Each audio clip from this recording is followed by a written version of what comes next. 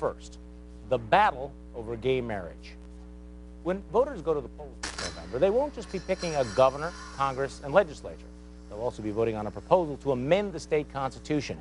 It contains just 2 sentences.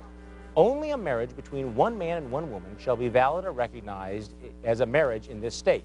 A legal status identical or substantially similar to that of married for unmarried individuals shall not be valid or recognized in this state.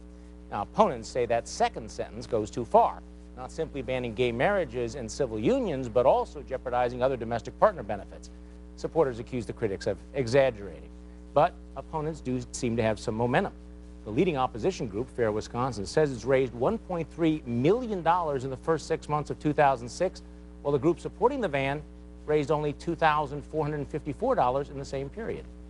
Well, it's time to bring our panel in on this discussion of the marriage amendment. Joining me this morning, attorney and political consultant Reince Priebus, attorney and Democratic Party activist Barbara Boxer, Michael Holt, editor-in-chief of the Milwaukee Community Journal, and Owen Robinson from the blog Boots and Savers. Owen, it looks to me that right now, no state in the country has defeated one of these amendments. I think if the vote were held today, given the current the current momentum, I think this amendment would be defeated. Do you agree? I don't. I think that it would pass by the skin of its teeth. And I think what this really comes down to is the GOP calculated putting it on the November ballot would help drive turnout. And I think it will still be a net benefit for the GOP, but there's really 2 things bringing it down. First is that the GOP has done a really poor job of getting out and advocating for it, and I think we see that in the numbers here. They're not getting out and doing it. And second, there's a lot of issues in this race, from taxes to ethics to UW, that are just overshadowing this. I think this barely breaks into the top 10 for most people. But Reince, now on this issue, if you had just had one sentence, if the legislature would have passed the one sentence banning gay marriage, I think this would be a no-brainer. This thing would pass probably 70-30. That second sentence seems to be very wide-ranging and also ambiguous. People don't know what's in it. Therefore, you can have the opposition raising questions about it taking away certain rights that people value.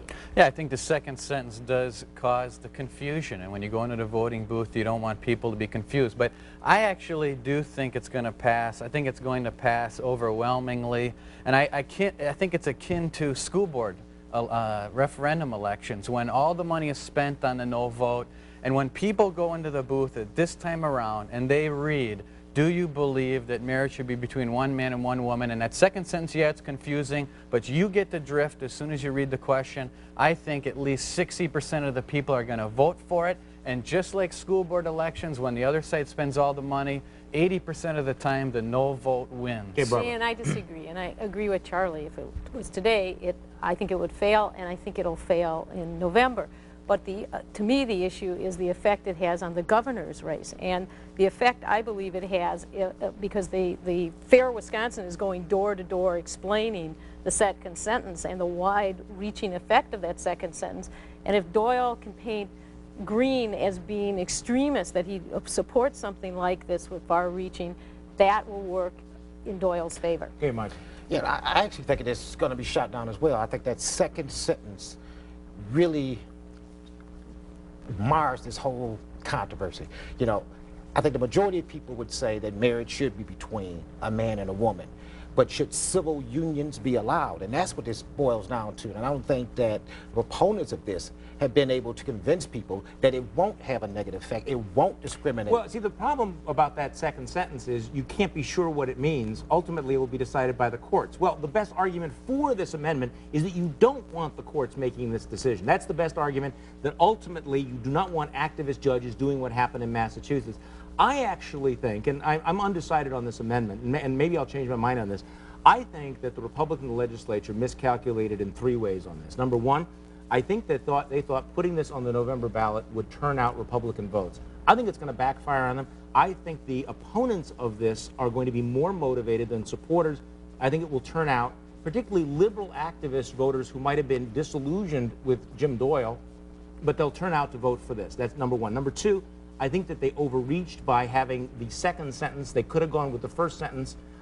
Instead, they came up with a much too sweeping amendment, which gives the opposition a hook to be able to raise doubts, and you're seeing this in a lot of the ads. It raised doubts in the minds of people even like myself, who ought to be a supporter of that. And number three, if this goes down, I think it makes it more likely that the courts will then become activists. And given the nature of Wisconsin's Supreme Court, I think it would be more likely for Wisconsin's courts to do something radical if, in fact, this goes down. I don't think that the civil union debate is going to come into play enough among the general electorate to actually derail the general feeling that people will have once the independent money comes in, once the governor's race heats up on this issue.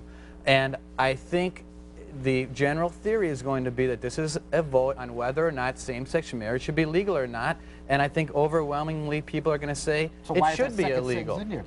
Well, I think that because the second sentence is important, because when you deal with the civil union portion and you're dealing with benefits and you're dealing with governmental employees and you're dealing with all the other things. Reince is right. Now, Reince is right if, in fact, the people going in the poll, in the voting booth, will see this is about gay marriage, yes or no. I think you're right. But if they go into the polls and they go, I don't understand what that means. You're assuming that people are going to take an independent study on this subject and sit down at their kitchen table. And I think if you're talking about the governor's race, if you're talking about the governor's race and you talk about that first sentence and you talk about stem cell research, it works against the GOP. And if the confusion with the second sentence. See, I don't think it's going to have that effect. I don't think it's on the extreme issue. I think it's going to be on the turnout issue, that it might have a certain amount of impact. And I think Reince is right, though. This issue is really way down there on the list for 98% of the people in Wisconsin. It's very important to that 2%, but the rest of the people are very ambivalent. And they're going to walk to the voting booth and see marriage should be defined as between one man and one woman, and they're going to check that right off. Except that the opposition group, Fair Wisconsin, has a lot of money. I mean, I don't recall the last,